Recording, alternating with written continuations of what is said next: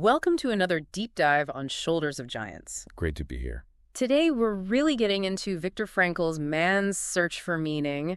And look, this isn't just about summarizing the book. No, not at all. Yeah. We want to pull out the key insights, the real core of it, and figure out how you, listening right now, can actually apply these ideas. Exactly, because Frankl's perspective is, well, it's unique. It's not really spiritual in the traditional sense or religious. Right. He comes at it as a neurologist, a psychiatrist, and crucially, as someone who survived the Holocaust. So his ideas about meaning are deeply psychological, very practical, and born from, frankly, unimaginable experience. Mm-hmm. They're tested. Yeah. So our goal today is to find those essential nuggets in Frankl's work and connect them to your everyday challenges, your goals, your life.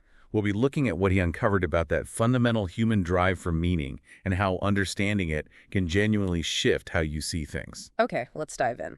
Frankl's big argument right off the bat is that our main motivation isn't pleasure, like Freud might say, or power, like Adler. It's meaning. Precisely. He actually called it the will to meaning. And it's not, just a nice idea or something we rationalize after the fact.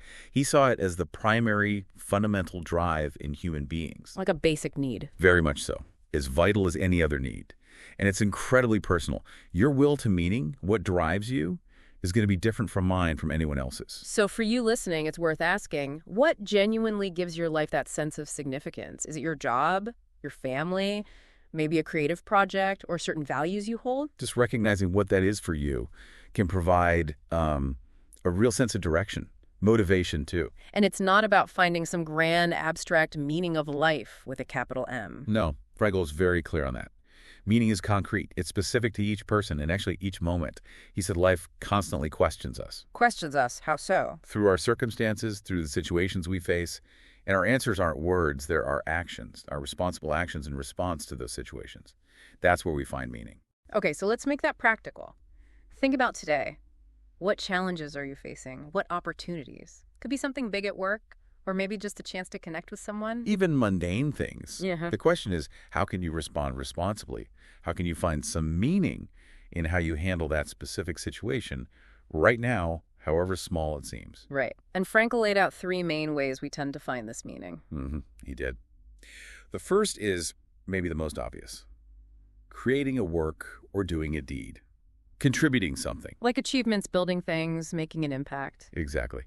The second is through experiencing something or encountering someone. This could be love, beauty, nature, art, a powerful human connection. So taking things in rather than putting things out. Sort of, yeah. And the third way, this one is perhaps the most profound, especially given his experiences. It's the attitude we choose to take toward unavoidable suffering. Finding meaning even when things are objectively terrible. Finding dignity, finding purpose within the hardship because you choose how you face it. So, those 3 paths. Creating, experiencing, an attitude toward suffering. It's useful to think about where your focus is right now. Are you mainly trying to achieve something? Or are you maybe prioritizing experiences? Or perhaps you're navigating a tough time and focusing on your mindset. And all are valid paths to meaning, which leads nicely into another key idea, self-transcendence. Self-transcendence. What did he mean by that? Simply put, the true meaning is found outside ourselves. It's directed toward something or someone other than oneself, a cause to serve, another person to love. So it's not about navel-gazing or focusing only on finding yourself. Quite the opposite, actually. Frankl argued that self-actualization, becoming fully yourself, isn't something you aim for directly. It happens as a side effect. The more you forget yourself by dedicating yourself to a cause or loving another person. The more you actually become yourself. Exactly. It's a bit paradoxical, like you said earlier. We're often told, focus on yourself, prioritize your needs. Right, self-care culture and all that. And that has its place, of course. But Frankl suggests that deep, lasting meaning comes from looking outward. So maybe ask yourself, what causes do you believe in? Who do you care about deeply? How can you dedicate some energy beyond just your own immediate interests? That outward focus, It connects to his most famous point, doesn't it? The power of choosing your attitude. Absolutely. Yeah. Even in the concentration camps, where everything, literally everything, could be taken away, dignity, possessions, health, life itself. Frankl observed that there was one final freedom left. The freedom to choose how you respond internally. Yes. the freedom to choose one's attitude in any given set of circumstances. That inner freedom, he said, could not be taken away. And it's what allowed life to retain meaning and purpose, even in the absolute depths. That is incredibly powerful. We all face things we can't control, situations that feel overwhelming.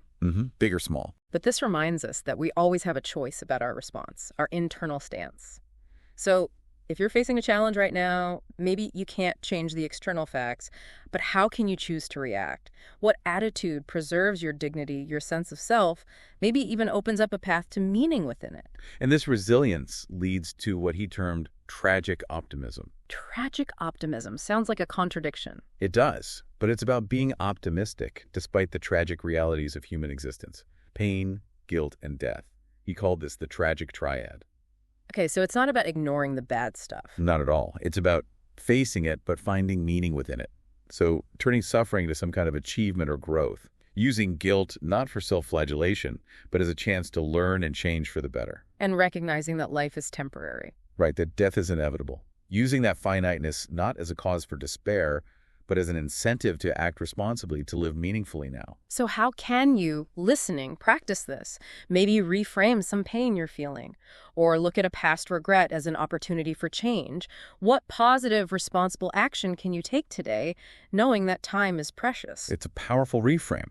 Frankl also diagnosed something he saw as increasingly common in modern life, the existential vacuum. The existential vacuum, so empty. It is. He described it as a widespread feeling of meaninglessness, of inner emptiness. Often it just manifests as chronic boredom or a sense of aimlessness. Why did he think this was happening? He suggested that unlike animals guided by instinct, and unlike people in past eras guided by strong traditions and values, modern individuals often lack clear signposts. We're not told what we must do, and sometimes we don't even know what we wish to do. Leaving a void, that feeling of, is this all there is, or just drifting? Exactly, and maybe you felt that sometimes, that lack of direction or inner emptiness. I think many people can relate to that at times. Frankl's solution wasn't complex, but it requires action. He basically said you need to have something to live for. You need to actively seek out and commit to meaningful goals and activities to fill that potential void. So be intentional about finding things that engage you, that spark your interest, that feel purposeful. Actively cultivate meaning. Don't wait for it to just appear. Connected to this is the importance he placed on having a future focus, hope. Having something to look forward to. Yes, he saw firsthand how having a future goal, seeing a loved one again, finishing a piece of work, some future task awaiting fulfillment, gave people incredible inner strength to endure present suffering. Even preventing suicide in some cases, he mentions? Right. He helped people realize that even if they felt they expected nothing more from life, life might still be expecting something from them. There was still a task, a person, a future waiting. So what are your hopes, your aspirations? Near term, long term? Frankl would say actively cultivating those, keeping them in mind, provides crucial resilience. It provides a why to endure the how. And underpinning all of this is Frankl's emphasis on responsibility and uniqueness. How do those connect to meaning? He believed every single person has a unique vocation, a specific mission or task in life that only they can fulfill. Because you are unique, your talents, your experiences, your perspective, you are irreplaceable. No one else can live your life or make your specific contribution. Exactly. And that very uniqueness confers responsibility. Yeah. You are responsible for discovering and fulfilling that potential meaning that only you can bring into the world. That's quite a call to action, to really consider, what is my unique contribution? What are my specific gifts and opportunities? Embracing that responsibility, he argued, is deeply meaningful in itself. And finally, perhaps encompassing all of this, Frankl spoke about love. Yes. Ultimately, he came to see love as the highest goal, the ultimate meaning humans can aspire to.